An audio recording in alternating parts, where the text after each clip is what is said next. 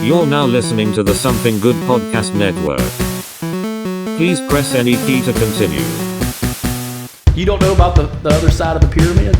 The fifth side? It's called the floor, you dumbass. I just want to make sure he realizes there is a fifth side to the pyramid.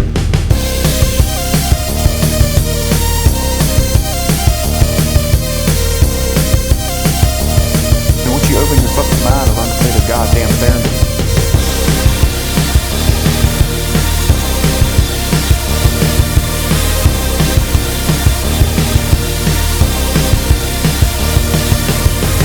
I know all of them, and I believe none of them, which makes me an expert. Hello, folks. Welcome to a brand new episode of the Cryptic Conspiracy Cult. We got light in this room. Today, we're going to be picking off part two of an old episode, a couple episodes back with the one and only Mr. Alex Stiff. Howdy, howdy. From the SGN Network and Something Good For You. Yes, yes. And someone I have a couple drinks with every now and then on the YouTubes. Oh, man, we're actually going to be getting pretty nutty up on them YouTubes here soon. Oh, yeah. But a couple announcements. Dante Carter released a special. We'll be talking about that on our Couch Potatoes episode. Check that out as well. We are postponing some History We Forgot episodes, so we may have some couple bonus Couch Potato episodes to be released in the lieu of that. That is correct. Check out all the other shows on Something Good For You. This fucking guy dropping every week. Oh, yeah, they've been on it. They've yet to miss a week. But yeah, check out all the shows. But no, we are picking off on a part two of scam churches. Yes, something I have a weird background with. No personal relations, but just it was always in the bubble. Wait, you didn't get your holy water in the mail and put salt on checks? Well, we did get the holy water in the mail once, but I feel like that was during a period of we're just trying a bunch of shit, and like I don't remember that being an ongoing part of our faith. Yeah, so like we never believed in the healing aspect of the scam. Put your laying hands, and it's a very unique version of evangelicalism, especially in the Robert Tilton kind of way of it. The Hintons, the Tiltons, the Hintons, your Bakers, which we spoke. The Bakers. Oh man.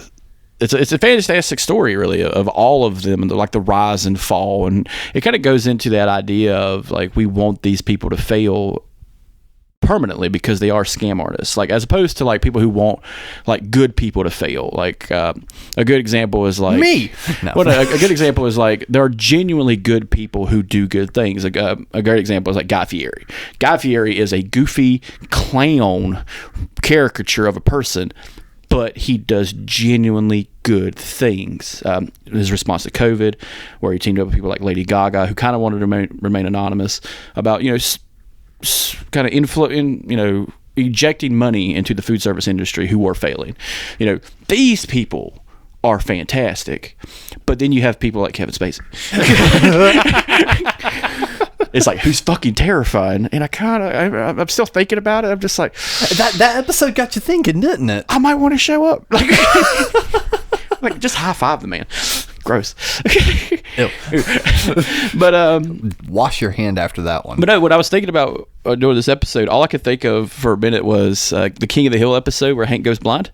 Yes, yeah, that's actually a good little segment because we didn't touch on that in the last episode. So like, if you go back and watch that episode, that is Robert Tilton that they're making fun of, because it is the Irving, Texas evangelical preacher, and he's the big one at the time, King of the Hill, and that whole scam kind of came out around that time. And I love it. Because the air date for that episode, the episode was titled the Unbearable Blindness. I just jumped on me. Of laying. Of season 2, episode 11, and that debuted December 21st of 97. Yep. So like with that being said, this is around that time. That's when they could get away with it to a point. Back in the 70s and 80s, there were like Dateline specials. There were investigative reportings into a few of them, but they were few and far between. National news was big. And, you get the rise of people like CNN and Fox News and, the 24-hour news network. So these stories kind of fall by the wayside very quickly. So if you think about the 90s especially, like Robert Tilton gets exposed, Hinton gets exposed, but it gets overshadowed by John Benet Ramsey.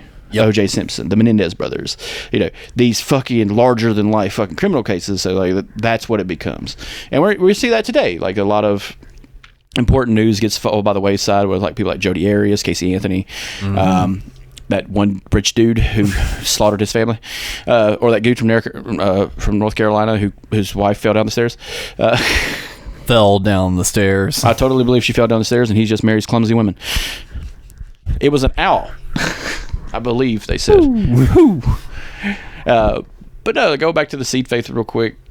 We recently watched a little a Smash clip video of just some of these guys just being fucking terrible monsters, and kind of how like the backstage magic of it, the behind the scenes magic, which I think is fantastic because it delves into another scam art, which is psychic telling or psychic readings, and that's becoming really big again on like Instagram Live and TikTok Live and stuff like that. A big one was what was his name? He had the show on Sci-Fi, Beyond Belief, not Beyond Belief, but with it wasn't called that. It was he would like point at people and like tear like no personal information about them. He was cold reading. That's what he was doing. South Park did a whole episode of like the biggest douche in the world is so and so. But he would do this technique where it's called cold reading, and he basically feel like a small room full of people, and John Orson Welles? No, John something. But anyway, okay. He was on Sci-Fi for a long time, and he was a psychic reader, but he would use cold readings where he would just John Edwards. There we go. Yeah. Beyond with John Edwards and stuff like that. But no, he's still going. But he would do that thing where he would just be like, I feel someone here, a John, a James, which are very popular names. And he's like, did they die of like heart disease, which is the number one cause of death in America? So like you're statistically speaking, you're going to get it. Like, but he would do this thing where he would just feel out the crowd, and he would look for reactions in their faces, and then he would narrow it down. And this is the same practice that's been around in seed faith for a very long time, is the cold readings, or as we saw with Hinton and Tilton and all them, an earpiece would pop off. Yes. Mr. Preacher Popoff, who would have someone in his ear saying, hey Pete, to your right is Mary J. McClellan of 1313 Warrior Drive or some shit. Like, and he would be like, I hear you have arthritis or something. And this is a layered scam. Okay, so his scam was the feelers. He would have people close to his organization talk to people as they were filling the stadium or fill the conference room or arena, and he would just talk to them. And and it was, hey, what are you doing? What are you doing? Another one is the prayer cards. I remember prayer cards very well. Yes. In a couple of churches. But they weren't like specific. They were just like open-ended. They weren't asking your name. They were just, who do you want to pray for? Mm-hmm. And so like a standard prayer card is very small, but the ones we've seen are large, have detailed categories in them. Hey, is bunch of check boxes. The check boxes. Hey, is it back pain? Is it heart failure? Is it cancer? And kind of a fucked up one we saw was a woman out of southern Texas near Dallas who died of cancer. And that made the news, and that was probably the beginning of the end for that one guy, Tilton. But another one, the overall scam is to make money. 100%. And by the glory of the almighty dollar. Yeah, and that's the only thing you can pray to. Because it works. This is a scam that works, and we facilitate that scam by allowing this to happen. Another one is, we spoke about it on the last part one of this when we were talking about like Joel Osteen. Joel Osteen is a mega pastor, but he is not in the faith healing business. He is in the evangelical business. So it's kind of important to distinctly separate these kind of people. There you have your Joel Osteens, your TV preachers, but you also have your seed faith preachers who are kind of riding the coattails of other ones into the mainstream. We saw a commercial recently of back pain, cancer, car accident, of housing troubles. Never fear, Popoff's here. It's just like, what the fuck kind of QVC bullshit is this? And that's what it is. It sounds like a QVC commercial or an infomercial where, hey, send me a mailer or send me some mail and I'll pray over it and send you something back. And as we've seen with people like John Oliver, it doesn't stop. No, they definitely send you some stuff back. Yeah, and it doesn't stop for weeks and weeks because if you go and watch the church special that he does, he talks about Kenneth Copeland. That's the one he mainly talks because that's the big one. Kenneth Copeland is still going strong, and he believes in seed faith more than anybody. But with his mission, the amount of material he's printing off and mailing has to be like not very cost effective in my mind. But with people, blatantly sending him check after check after check, I can understand like this is an old school way of doing things, and there are people that are just so big into it. Like our generation and our parents' generation would not really fall for the mailer. All right. Our parents would probably see, like, I imagine your mom and my parents would probably be the same as, oh, I see a political ad, I'm just going to throw it away. Yeah. Or I see a fucking mailer, I'm just going to throw it away. It's an ad, I don't care. Granted, I probably don't get that much mail. We would be more... in the 80s and 90s we did. But what I'm talking now. Yeah. But, like, the older people, like your grandparents or great-grandparents, they would be more susceptible to mail because they're not technologically driven. But... Side note, how old is Kenneth Copeland? Take a wild stab in the dark. About 85. Close. 87. Yeah. He doesn't look 87. He looks fucking 95. Yeah, he looks like a snake man. He looks like his skin isn't real. And he's got black hair. Goddamn terrifying is what he is. Yeah, well, he tried to blow COVID away. COVID-19? COVID-19. I blow you away. I love how there was the harmonics of the other four guys. COVID-19. COVID-19. I blow you away. That's the devil. Kenneth Copeland looks like the devil. If the devil was a man. I am only a man. Yeah. But he's doing, very amoral, sadistic kind of shit when it comes to targeting those at their weakest. And he knows that he can do it because we allow him to do it. This is where that banality of evil conspiracy comes in that I only believe in, where we allow this shit to happen. Yeah. And that's the biggest conspiracy of all. Well, what do you mean by we allow it to happen? All right, so the banality of evil conspiracy is the small things that we allow to happen snowball into terrible things. Okay. A good example is this. If I want to increase the prison population for a town, what would you do? If I need a large number of people in the town to be convicted of crimes and sent to prison, how would you do it? Oh man, very easy. Marijuana crimes, petty drug crimes rather, speeding, racially motivated crimes, that many different ways. Okay. So instead of blatantly doing it to where like marijuana is a 25-year life sentence, I'll do it small, okay, because I need the population to go along with it long enough until I narrow it down to a consortium of people. A banality of evil is, let's get rid of the libraries first. Let's get rid of ease of access of knowledge. Let's cut school funding to make people dumber. Let's, not take care of the infrastructure of the town to bring down the level of the town. And then, it's slow, but it's a drip that turns into a fucking river that turns into a canyon. And that's the banality of evil. Evil is not some Dr. Doom level threat. Evil is a guy behind a desk saying, yeah, let's raise the price of bread. That's what that is. It's very simple, but yet it's going to echo out and create this reverb of just terrible things. And that's the conspiracy that I truly believe in. Is that really a conspiracy, though? It is, because people don't believe the little things can become evil, can turn big evil. People believe in the giant government deep state, which is like the consortium of like 8 white guys who are 130 years old and might be lizards, trying to kill the human race. Well, when it's just simple facts of people doing terrible shit on the small levels because I need you to go along with it too. To kind of bounce off what we were just talking about, though, with with all this faith-based stuff, to maybe break down the idea of what you were saying. This is what you believe your conspiracy. When I'm kind of sitting here raising my eyebrow and going, doesn't really sound like a conspiracy. Kind of sounds more like fact.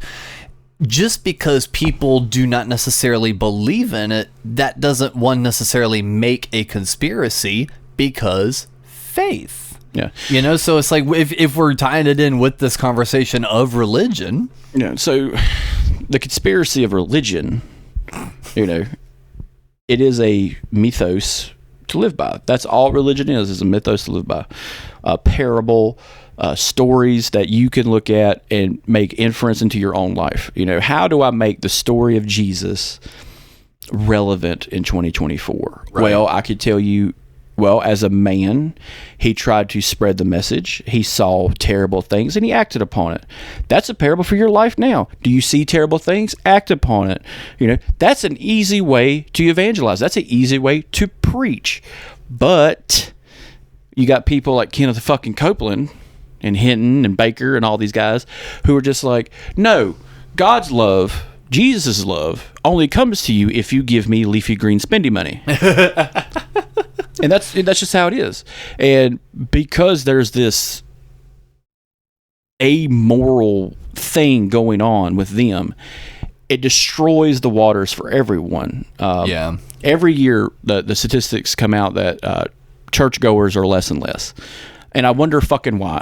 You took the words right out of my mouth, man. You got people who are just like, and I've met these people. I've met these religious people who say like, they deserve to be scammed.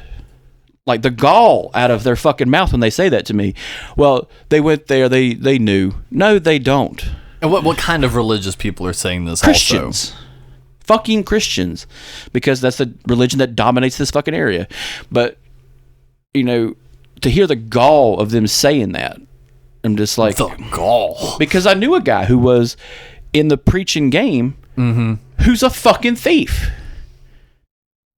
And I said something to him about it. I said, that's fucking shitty what you're doing. That's a scam. Yeah. You're no different than John Edwards.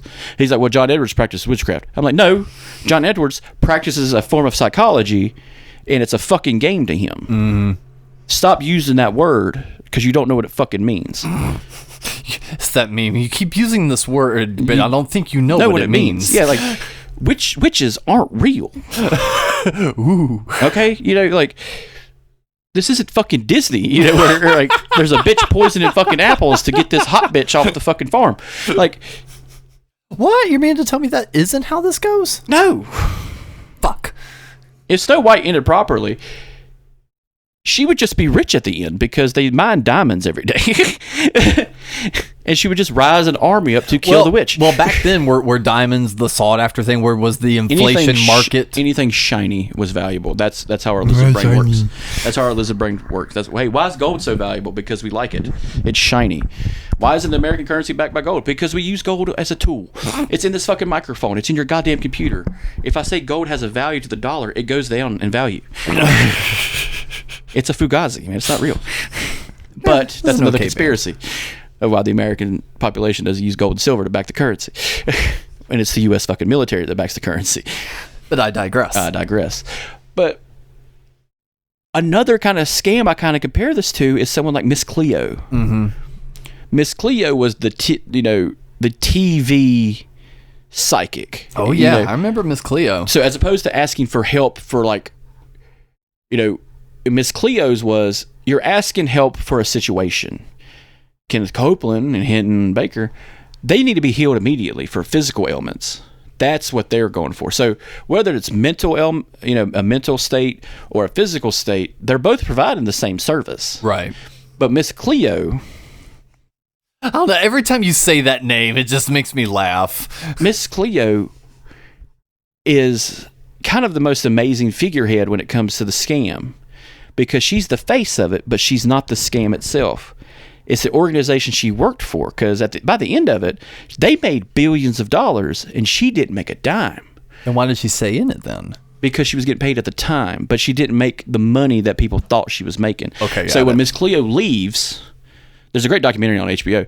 By the time she gets out, she's broke because she's basically just a face. Mm-hmm. She's like Grimace. She's just a face. But when you called into Miss Cleo, you didn't speak to Miss Cleo. You spoke to stand-ins, other psychics. Right. California actually has this going on called the Southern California Psychic Network. And it's been advertised on a couple. Tune in to the Psychic Network. But no, it's a call-in service. It's a 900 number, no different than like a sex line or something. And yeah, you just call in and ask for help, and they give you some advice based on astrology, the cosmos, whatever bullshit. What cards you pull. Yeah. Whether or not you believe in it is fine. You're subconsciously going to figure some shit out yourself. That's always what I've understood. But with that's actually more safe than going to a fucking church and a guy saying your broke arm is healed and telling you, and this is the fucked up part, is telling you not to get medical advice when God can just heal you. That's the most dangerous part of it. Honestly, I might counteract that by saying they're equally as terrifying, because through like calling the Miss Cleo and getting all this, odd thing, you get the person with the wrong kind of mentality, and they could completely overhaul their lives to the point where now they are going to fall into some sort of disarray, emotionally, physically, mentally, what have you, almost to the same point as someone receiving that quote unquote divine intervention and healing at a church. I think they're almost one and the same. They are. They do the same practice. It's a scam practice, And what's crazy today is, out of all the ones that are out and about, and it's one of those things I don't want to say out loud because it might come true, is they don't, because they're older and because they're in a vacuum. That's the scary bit of information. If we get a young preacher, let's say a new guy, Johnny Smith shows up, preacher Johnny Smith, and he starts evangelizing. And instead of having prayer cards, instead of having people feelers going on the audience, what if he used social media and just...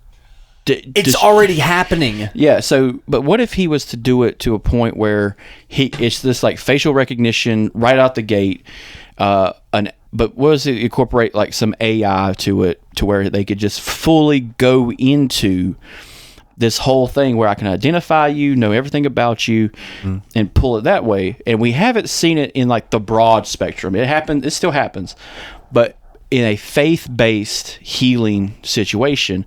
And when that happens, that's when you're kind of open the floodgates about it. Yeah, you 100% are correct. I'm doing a quick, okay, bam! It's right here. It took no time at all to pull up. How to have more faith and find lasting happiness. Started. Click Mm-hmm. two missionaries out with a text.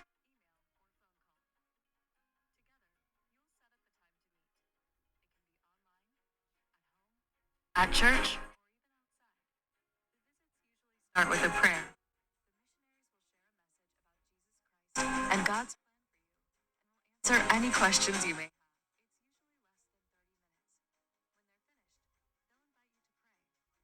have. Church.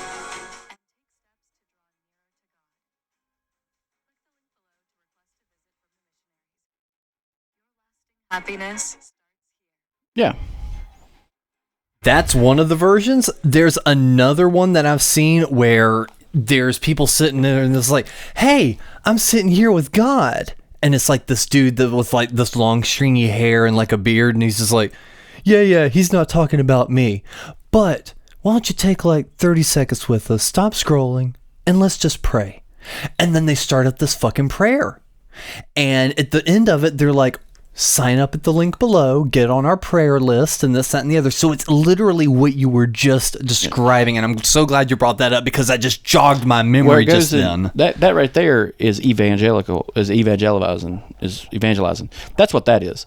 I'm talking about a guy, hands-on approach, looking at you live. But that's what's going to get in. That's what it's going to morph into. But like live, been like me and you are just there to set up a sound equipment or something, and been like, we stay for a show.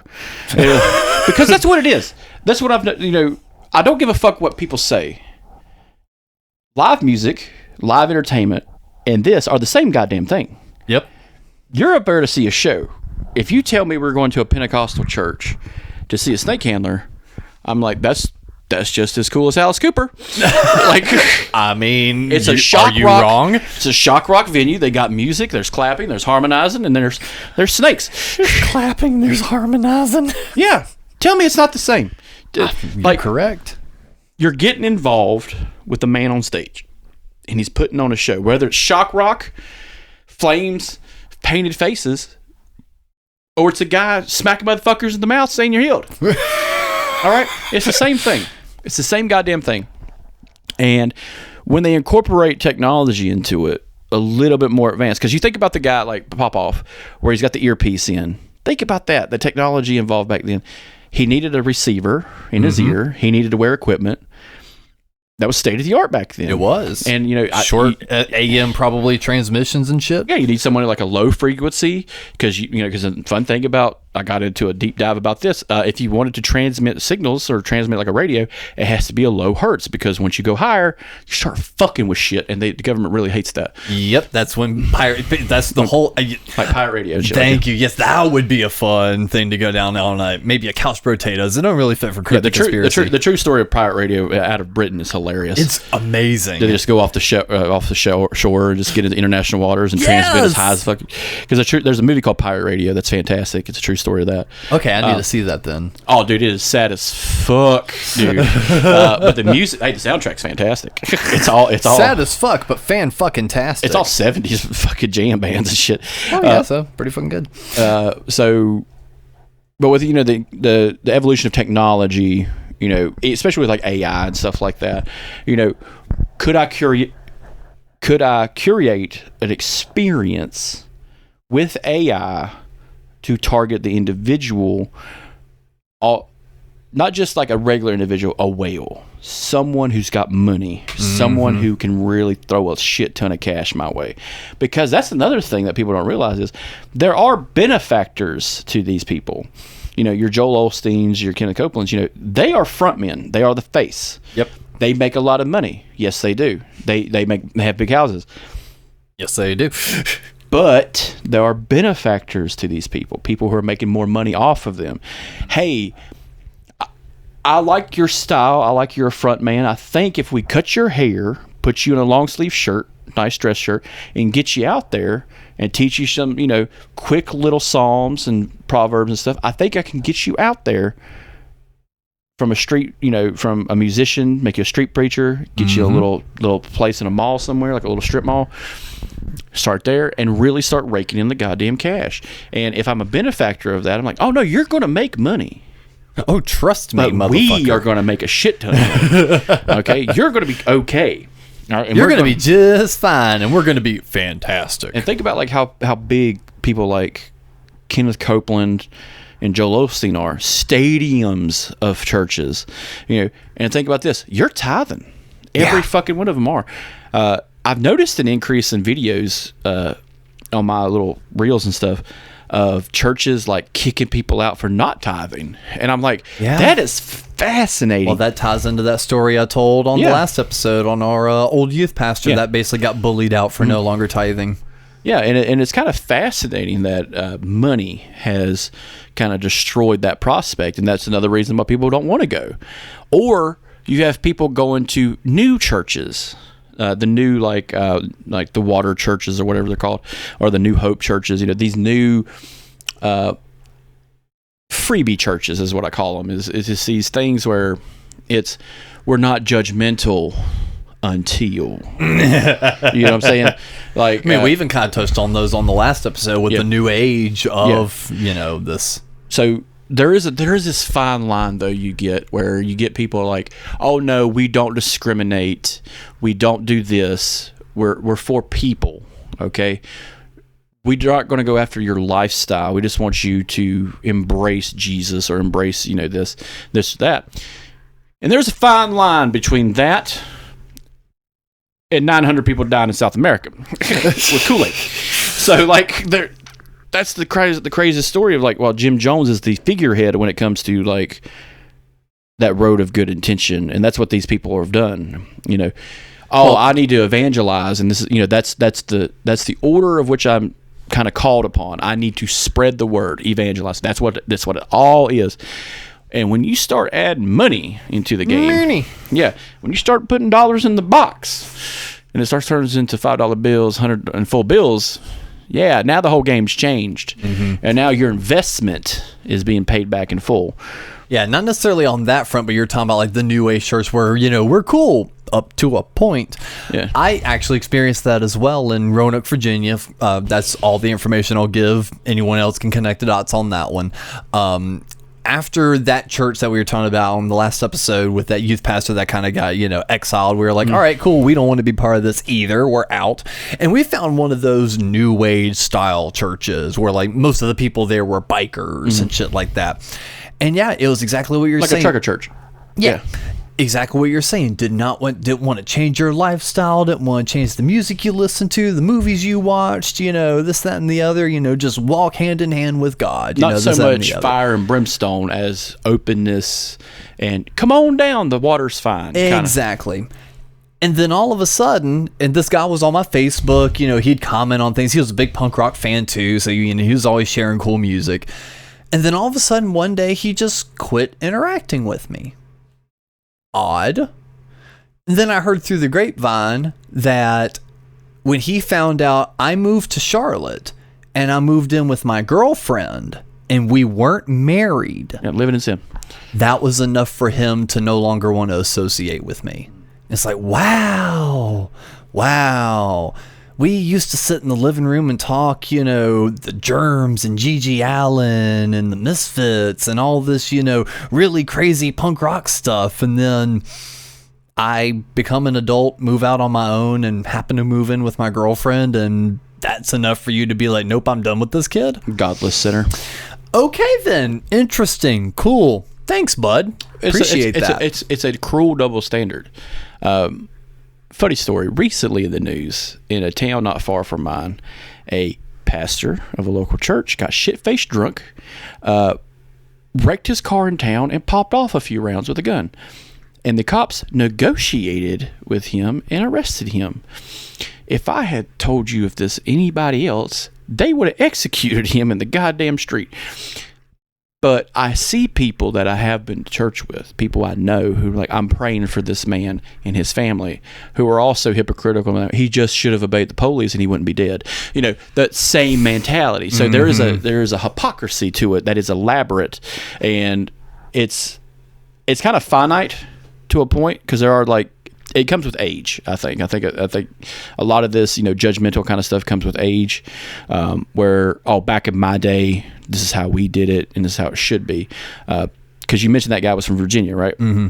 Fun fact about Virginia, cohabitation is legal. It's still in the books. A blue law, technically. And for those who are listening here who don't know anything about the South, blue laws are religious laws that really fuck us in the ass.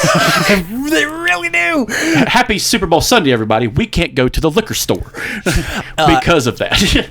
I think North Carolina is one of those weird, those dead laws where it's like it's on the books but no one enforces it. I think North Carolina still has one of those where it's like you have to have a certain amount of yard of clothing on your body at all times, or it's considered public indecency. Yeah, and it was like a Bible belt amount of yard of clothing. Yeah, but like, when you're talking about rules of the Bible or moralistic rules based on the Bible, you kind of delve into this weird old time religion, and it's just like, yeah, but no, I'm not following that fucking rule.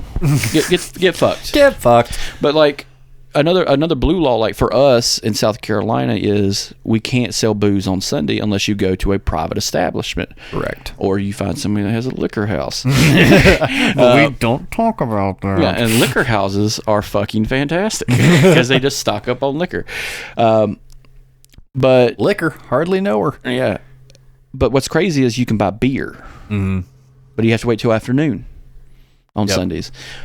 We can't buy beer after 2:00 in the morning on any day.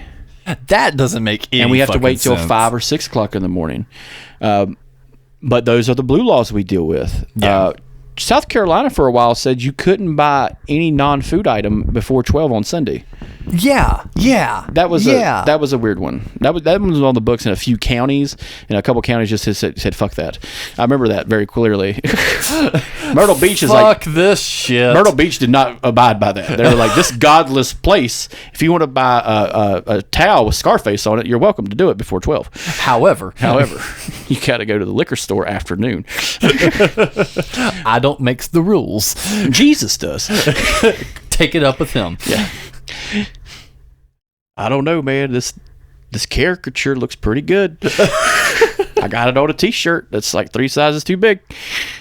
Well, one of the guys that was in one of the breakdowns we were looking at, I don't know if we discussed him too much. It was the guy that was basically talking about he had like heat-changing ink on his hand and shut. This was the guy who created the Marjo documentary. The Marjo documentary was a documentary back in the day where he talks about what it takes to have the skill and the feelers and everything, and to be this guy. And he was basically like, if Jim Jones showed you the behind the scenes, he's like, oh no, I would use special ink on my face that would just show across as the lights started heating me up a little bit, and I started sweating, because that's another thing, you have to be physically fit to do something. It all falls back into this showmanship thing. Yeah, it's a showmanship thing. And you know, people like Alice Cooper are probably like, hell yeah, I do the same goddamn thing. Hell, that's a good idea. So I have this fake head, and I cut it off. Yeah. But he was showing like how much money he could rake in, and he's showing like, and what's crazy is he showed the behind the scenes why he was still going, and then left and was like, hey, look, I compacted this footage, and this is how I did it.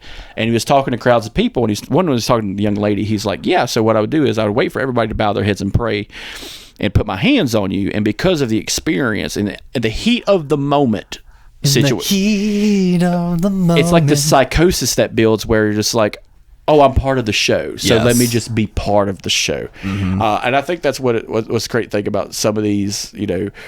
Yeah, and this one kid in one of the little breakdowns we saw was talking about that he was he was short. Was it nearsighted or short-sighted? He would have been short-sighted, but he had vision impairment. Yes, he could only see well up close. You know, he couldn't see from a distance, and then supposedly after Who Copeland, I think, laid hands on him. You know, all of a sudden, you know, oh, I can see, and then he was interviewed like 10 years later, and he's like, I was kind of like caught up in the moment. You know, he's a child, and check out my sweet eye patch. Yeah, he probably lost an eye because he didn't receive medical care. That's another thing too. A lot of these people who are being told, I didn't receive medical care because I didn't need it, I was healed, or I was told I was being healed, and it's a facade. And another great character that gets brought in is the Amazing Randy. Gets brought up in this, the scam artist, not the Amazingly Randy. No, Amazing Randy, who's also homosexual. No, the Amazing Randy was a magician who liked showing off magic. He liked how it's done. Cock magic. But no, he would show the tricks of the trade, and he knew. And this kind of goes back to like people who are in certain aspects of entertainment who know the rules of entertainment.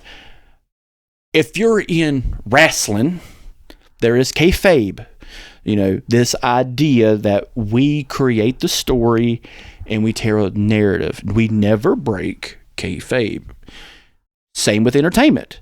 If I'm saying I'm doing this thing, we cannot break the secret because it ruins the magic, quote unquote.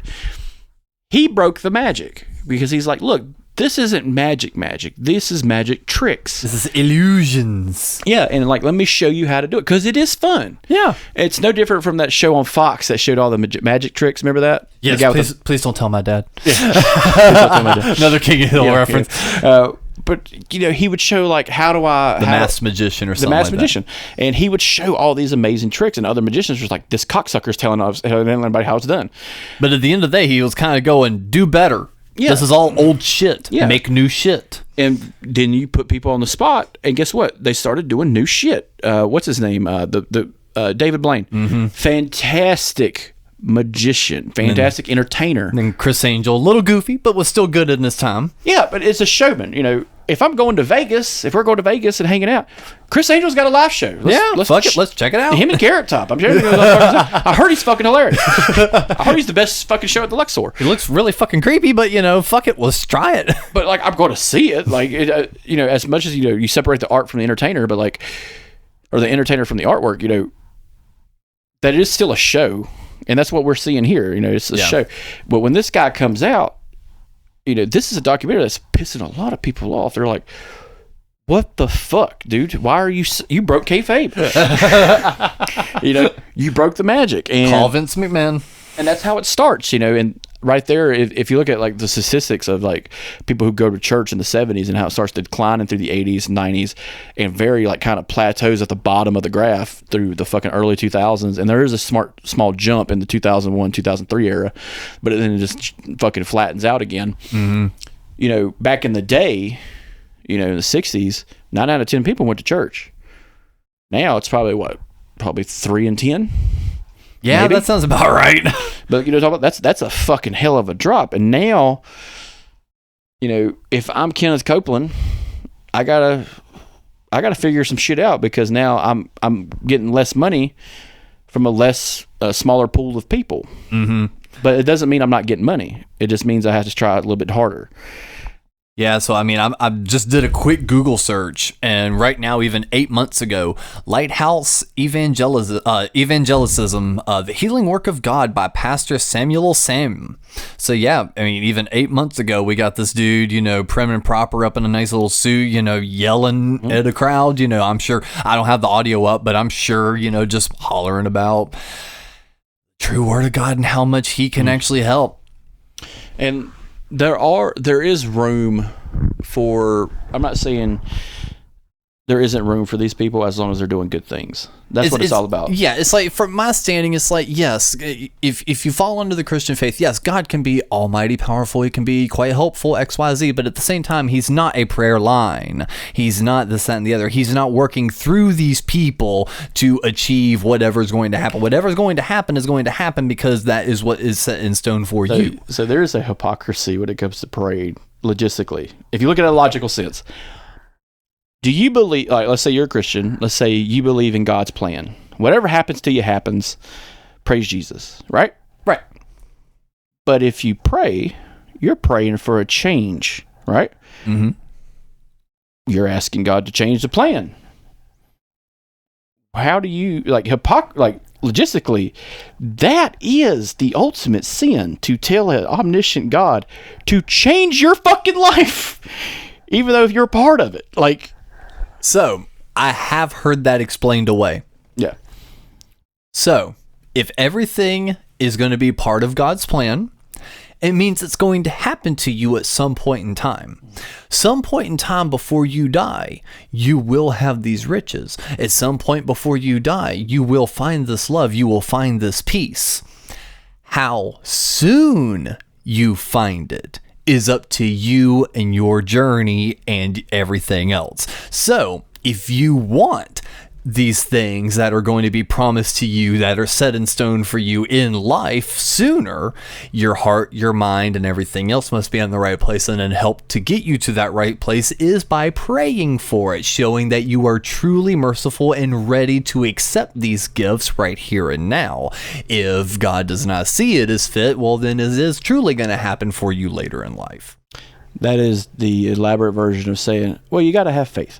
Exactly. And I'm just like, that right there is going to turn so many fucking people off out the gate. That gets so many people on, though. Yeah. Because they're like, well, if it's meant to happen and there's a chance for me to be able to achieve these things greater through the power of God, well, then why aren't I going to be faithful and loyal and dedicate my time, energy, and money toward this if it's all going to, come back to me tenfold even sooner?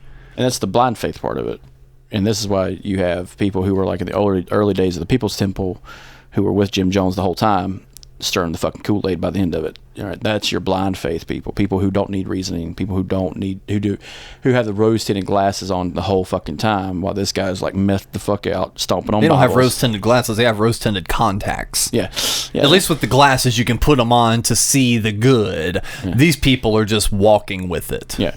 And, it kind of goes into some of our explanations of cults, especially nowadays where the internet-based cults like NXIVM, Twin Flames, have really popped off in a way that is kind of more fascinating to me, where it is this blind faith belief like, oh no, he's got the answer, or no, it's okay if he hoarded them out, it's fine. Like, it's just like, God damn, man! Like you really just word gymnastic your way out of that. Like you know, your moral gymnastics you got to pull just to fucking have that. It's the same kind of thing you got to do to be a lobbyist.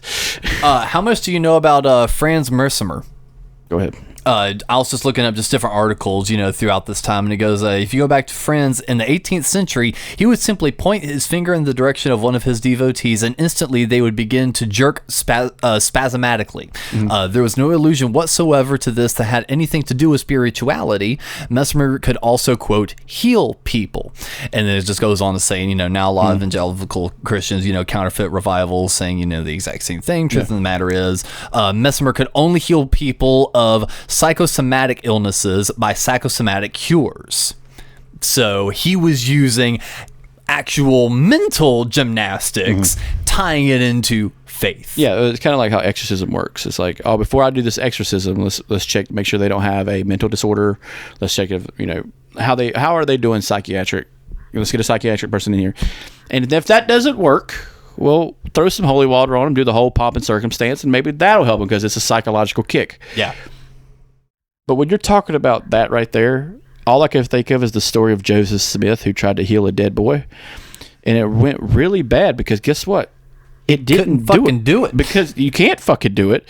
And then they brought the dead boy's body to the fucking temple, and hey, asshole, fix this. And he's just like, yeesh, this room's getting kind of hot. And what is actually crazy is, you know, when you do just a general Google search for American faith healers, because, you know, there's a lot in like Uganda and stuff like that that are also pulling this now. But when you look up just American faith healers, you know, there's not a huge list here, but you know who is included?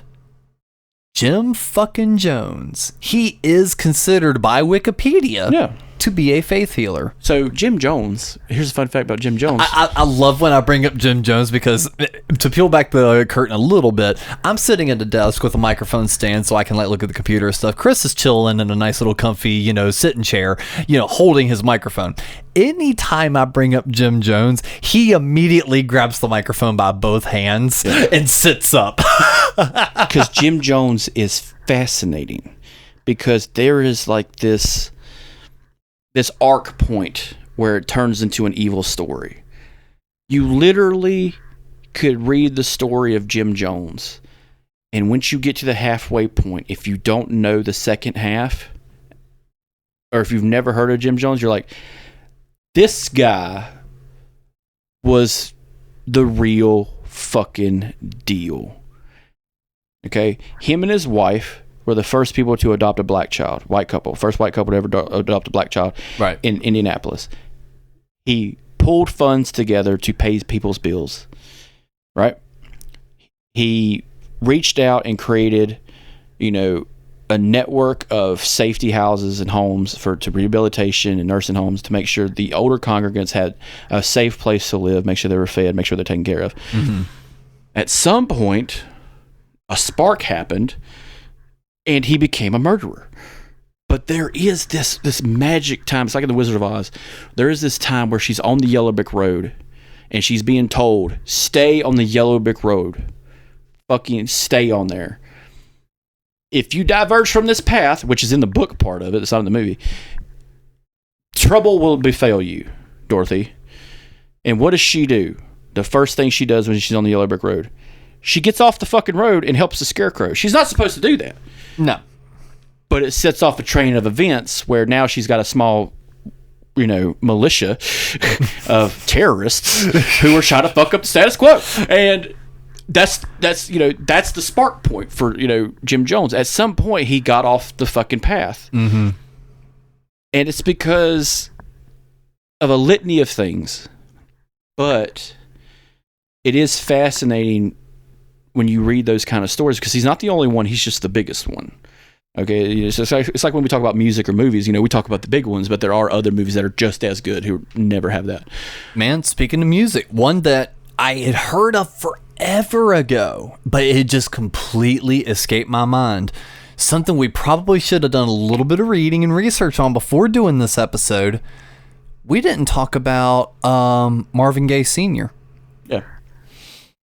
I completely forgot about all of that. How Marvin Gaye Sr. was a faith healer and a pastor, was the father to both Marvin Gaye, the popular vocalist, and Frankie Gaye, and I completely forgot that he murdered his fucking son in the 80s. So it's just like, that is an episode there. Another the gays. But like speaking of that, but not in that way. You have Al Green, who became a reverend, also known as the Reverend Al Green. Granted, it's a joke that this wasn't. But that's what's funny is like those guys transitioned either through faith or out of faith. Aretha Franklin, before she started, guess what? She was part of a chorus in a church. A lot of musicians start that way because it's the first time as a child. During that time, you're going to be exposed to a crowd, and whether or not you have anxiety or whether or not you just perform on the spot really determines how well of a performer you are. This is where child actors and stuff like that, so because they got put on the spot and they were able to succeed. A lot of singers, especially female singers from back in the day, were, oh no, I sung in a church choir, and that's where they came from, right? Because there is the church every Sunday is an entertaining thing, and can be. It can be also doom and gloom, but it can be entertaining, and it can be something that's uplifting, as it should be, because that's what it should be. 52 weeks out of the year, it should be an uplifting thing to do. Okay, it's the end of your week.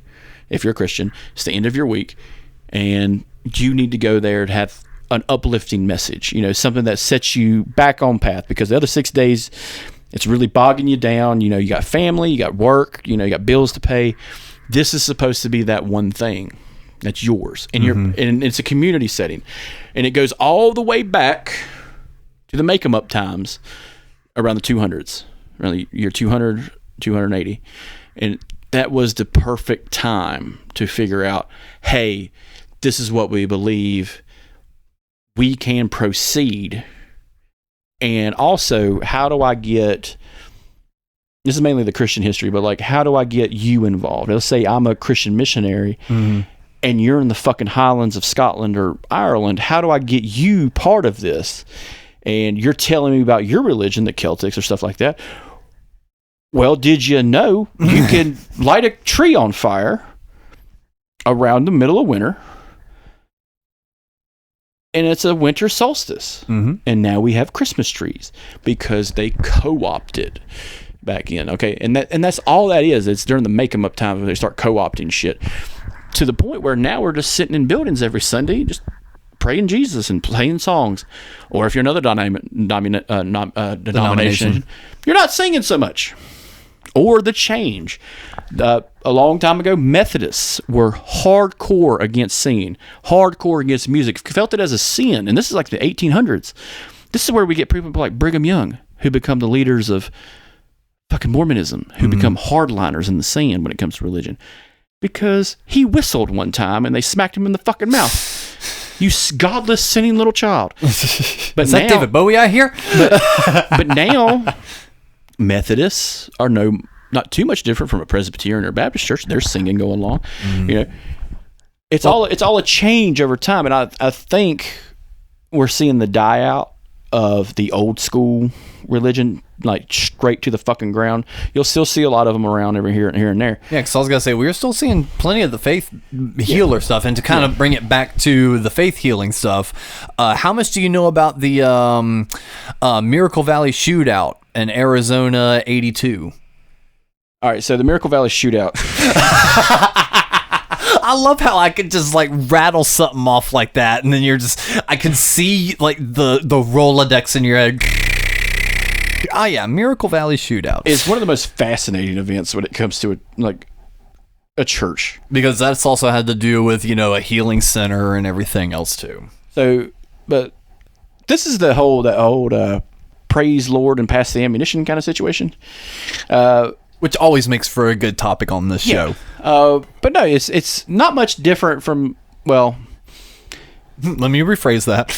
I'm not going to say Waco, but close. This is Waco Light. This is where guns... All the great taste and flavor you like without the calories. Without the calories. Their preacher wasn't as good as Playing Bad Company covers in the bars outside the church. I'm just saying, like, if David Koresh had, like, started a band, I think he'd be all right. Like, I think he would have had a really good pull in the 90s, man. Like, I really do. He could have written some pretty compelling shit. I think honky tonk rock and roll in Texas would have been fine for the man. Like, but no. Well, just a quick little review on this. Miracle Valley Shootout was a confrontation between the members of the Christ Miracle Healing Center and Church and the county law enforcement that occurred in October 23rd of 82. A variety of incidents with law enforcement accumulated when a large group of church members confronted the local sheriff's deputies and law enforcement officers, attempting to serve bench warrants for the arrest of 3 members of the church. In the ensuing melee, 2 church members were killed and 7 people, including 5 law enforcement officers and 2 church members, were injured. 1 church member and 1 law enforcement died later that day, both deaths possibly due to injuries sustained that day. No shit, Sherlock. So this is one of those ones that died by the wayside. This is one of those stories that weren't as big as Waco. Yeah, because I was going to say I had never heard of this until I was looking it up. I had a book that had this written in it. It was like I forgot. I'm trying to remember what the name, because I have like compendium books. Because now I just showed before the show started, I showed Alex my little haul from Amazon, which is compendiums of like cursed objects, phantasmagoria, cryptozoology A to Z, which will be used as research items for the show. But I had a compendium of like popular crime in the United States, but it was written in 1994, so the Waco one wasn't quite in there yet.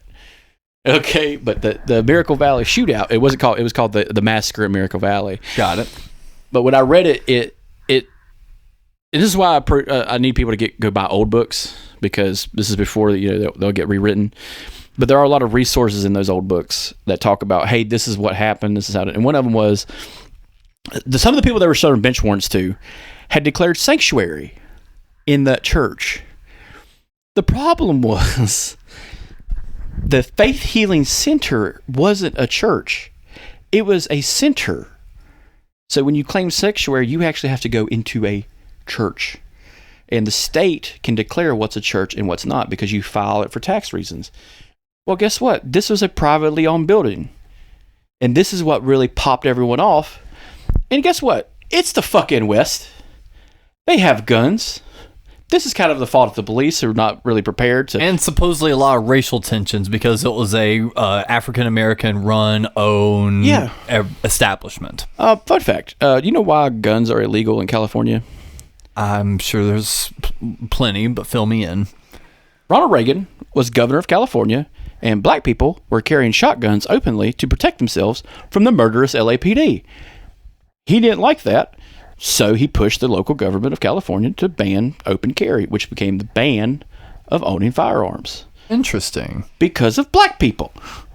Well, it sounds more like because of the president. No, it's because he hated black people. Well, yes, that's what I'm saying. That's because of the president. Yeah. Well, at the time, he wasn't president. He was just a fucking governor who was sucking down jelly beans, and his cock-sucking wife was with him the whole time.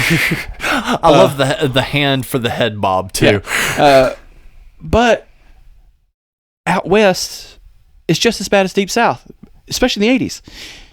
They armed themselves to protect themselves from a racially discriminatory police department. Mm-hmm. And the police department took offense and they decided to serve bench warrants at a church in the middle of the goddamn day.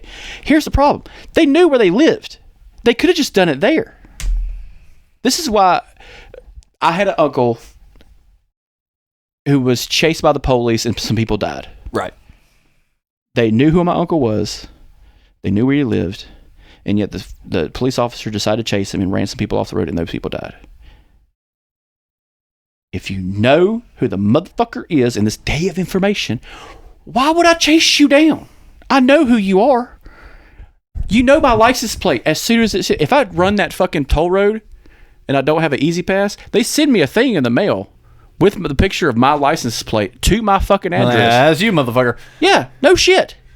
If I decided to run down some motherfuckers, you know where I live. Just come to my house.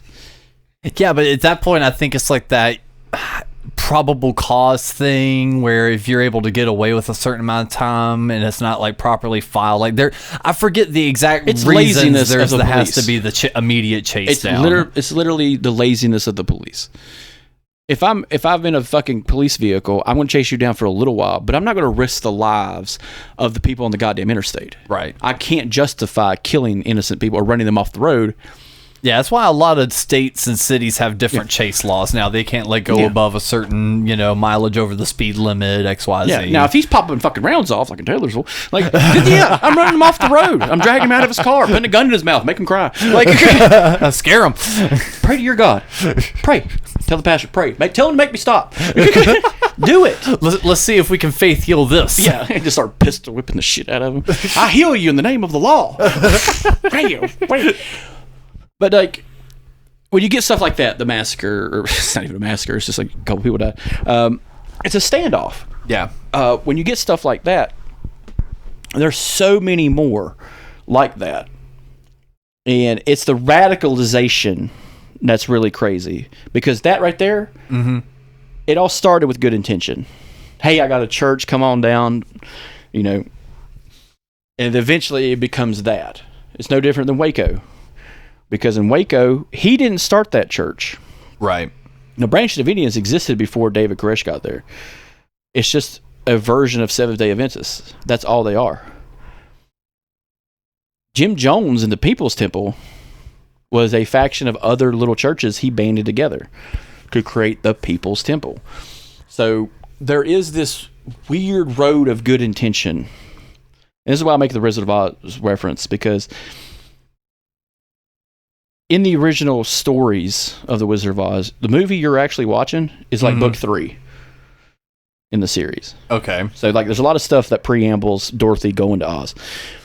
But that whole story is all you got to do to get home, to get to heaven or wherever you want to be. Obviously, it's a parable. Stay on the path. Because the path led to the Emerald City or the great and powerful Oz. He's there. He's going to get you home. But she strayed from the path and terrible things happened. But she eventually figured out, let me just go where I need to go. Right. And that's all like Christianity really is. You have a path to follow. That's all religion really is. If you follow down this path, it's nothing but good. Okay? And that's faith. Mm-hmm. That's just pure faith. But when you get people like these assholes... And these assholes are still going, because I found a new one. Richard Roberts. Look at this motherfucker. If butter was a person. Like, holy shit. It's like this motherfucker got created in the Wii face creation, but then they got the face and shrunk it down. It's a me. Yeah. M-I-I. Yeah, it's a me, M-I-I, but like they took all the features and just shrunk it down to like the center of his nose. He kind of looks like Charlie Kirk. You ever heard of Charlie Kirk from Turning Point USA? They make fun of him online. He's got a small face. I think so. Yeah, he's like a racist PragerU guy. But yeah, apparently this guy is still rocking it hard to this day. He is currently part of the Oral Roberts Evangelic Association. Yeah, Oral Roberts is the big Christian. Kind of like that guy from the 700 Club that died recently. Mm-hmm. Yeah, those people. Yeah, there's a nice little photo of him here checking someone's temperature. I never mentioned this. You ever heard of Liberty College? Yeah. Liberty College is the number one college of evangelicals. It's a place, if you want to be a preacher, that's where you go. But they offer other programs. Interesting. I got accepted at Liberty College. But it was an out-of-state college, and it costed too much money, so I didn't go. Wow. I was going to go to learn history, but I had no pretense of what they were back then, back in 2007, 2008. But no, I had gotten an acceptance letter from them. And now I'm just thinking, oh man, My junior English teacher was right. I could have been a preacher. Yeah, let's see. What is Liberty College known for? Since 1971, Liberty has had a singular vision of developing Christ-centered men and women with the values, knowledge, and skills essential for impacting the world for Christ. Our founder, Jerry Falwell Sr., dreamed of a university filled with men and women who would change the world for Christ. Anytime I just see the name Jerry Falwell, I immediately just want to run toward the hills. Fun fact about Liberty College: if you're a woman, you have to sign a moral pledge. Oh, they make them give out promise rings. It's worse. If they break, or the purity rings. That's what I was thinking of. The purity rings. A moral pledge. I don't know if they still do it today, but I remember it was big back in the early 2010s, and it came out that they had to sign these, the women mainly. They never targeted the men, but women mainly had to sign moral pledges that if they broke morality, they were immediately kicked out of the school. God damn. And I remember seeing a paragraph. It was very vague of what they considered like sexual contact. Like a peck on the cheek or something like it was very vague, and it's one of those like legal eagle things. You really need to get him a call. I was like, hey, tell me what you think, asshole. He's like, this is too vague. I was gonna say I could see that being just a 30-second video of him just like looking at it, looking back up, being like, this is fucked. But Liberty College also produces a lot of faith-based lobbyists who are big in like the Republican contingent of conservatism. But they also produce preachers, and they also produce, theologians and stuff like that. I had only wanted to go there to be a teacher, but I didn't have the cash. And for those who don't know, back in the day, like out-of-state colleges are a fuck ton of money, and I did not apply to any scholarships, and I wouldn't have got them. Because I wouldn't have gotten. No, I was a C student through and through. Yeah, I did well. I could be president. George Bush, he said that to a fucking... Did you ever see that speech where he said, this motherfucker, George Bush Jr. is a fucking loon. He said to a group of college students, he's like, I want to congratulate all the kids who graduated in the top of their classes. You are the future of America. I'm so proud of you. But to the rest of you, people who get C's can still be president. And he's like basically pointed at himself. And it's just like... Oh my God, that's right. He's an idiot who does cocaine. But it's just like... Was he the cocaine? I thought he just loved drinking. He loved both. No, he loved both. Sam Rockwell played him in a movie. It was fantastic. Because they get nobody better. Just somebody ripping a line in the fucking 80s and being like, hey, Laura, let's go have a drink or two. some sweet Miller Genuine Draft. But like, Liberty College was one of those ones that was like... It was innocuous when I first saw it. It was like, okay, they specialize in this thing, and that's the thing I want to do. Because none of the colleges in North Carolina really specialized in that at that time. App State was not specializing in that. UNC Charlotte wasn't quite there yet. It was science school. They spent so much money on STEM. UNC Chapel Hill, Duke, and Wake Forest are medical schools. I'm not going to a fucking medical school. And NC State was the second one I would want to go to because it was an ag state. It was agriculture, and I was in the FFA for some goddamn reason. I took every FFA class I could because it's an extracurricular where I just was outside. Yeah. It's fantastic. They got rid of them now. They don't, from what I understand, most schools don't have them. But dumb, fucking dumb. Bring back shop class. Get rid of football. All right, Hank. Yeah, you got the right fucking shop class, man. That's someone made the mistake of telling me. A friend of ours made the mistake of telling me if I had 10 years experience in one subject, I could teach that subject at their schools. All I had to do was pass a praxis test. And I'm like, I don't need a teaching certificate? Nope. And you know exactly who I'm talking about. Uh-huh. And I'm just like, oh. And they were like, no. But like at the back of my mind, I'm just like, oh my God, I can't hit a kid. Because they're soft now. Bunch of soft. Both literally and figuratively. Oh, God. Back in my day, you could beat the shit out of a guy and he'd be your best friend for life. That's how I met my best friend. Well, have we missed any big, important names this time around? Hell no, brother. Or have we, like, thoroughly milked this religious cow for, like, the last 2 to 3 episodes? Guys, thanks for joining us on the Chris's Church of the Living Chris. Yeah. Thanks for coming down. The gold plate will be passed around shortly. Put your dollar in the boxer. Gotta harmonize it. That's how you get it.